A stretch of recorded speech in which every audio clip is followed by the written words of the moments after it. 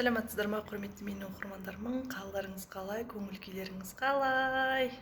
Ұстаған оразаларыңыз, оқып жатқан дұға тілектеріңіз қабыл болсын. Алланың қалауымен арман тілектеріңіз, мақсаттарыңыздың барлығы орындала берсін. Мен әрқашанда сіздерге айтып жүрем, позитивті ойлаңыздар, позитивті. Кез келген дүниені жүрекке қабылдамаңыздар, барлық нәрсенің өткінші жүректен өткізіп жіберіңіз деп.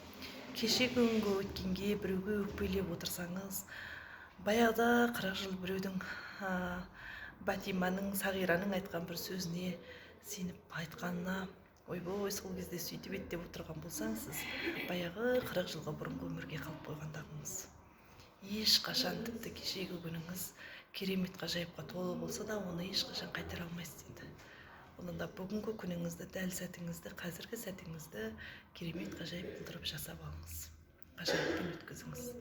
Дәл осы моментті, бүгінгі барсыз ба, бүгінгі күніңізді, бүгінгі күйіңізді, бүгінгі тірлігіңізді, бүгінгі бала шағаңызды, байыңызды, барыңызды, ағайыныңызды, туысыңызды, дастарханыңызды, үйіңізді, барлығын бүгін жасаңыз. Бүгін сіздің мүмкіндігіңіз. Ертең ол бір Алла біледі. Барсыз ба, жоқсыз ба, таңнан төсегінен оянбай қалған, орнынан тұрмай қалған, кіші өлімнен оянбаған адам қаншама.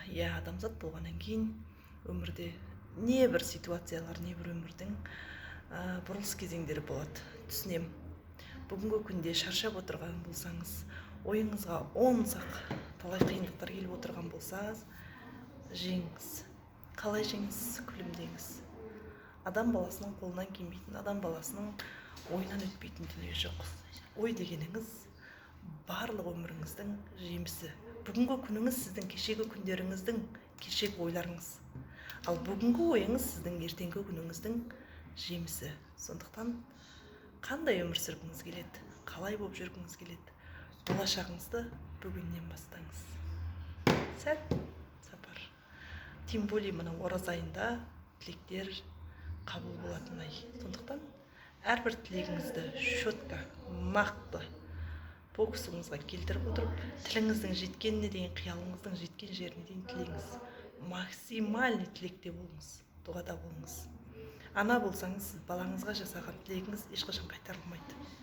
Сондықтан жақсылықпен ниеттеніп отырсақ, күллі мұсылман қауымның қасиетті айында, ораза айында тілеп қалыңыз, үлгеріп қалыңыз. Соңғы 10 күні тіптен керемет. Сондықтан барлықтарыңызға сәттілік тілеймін.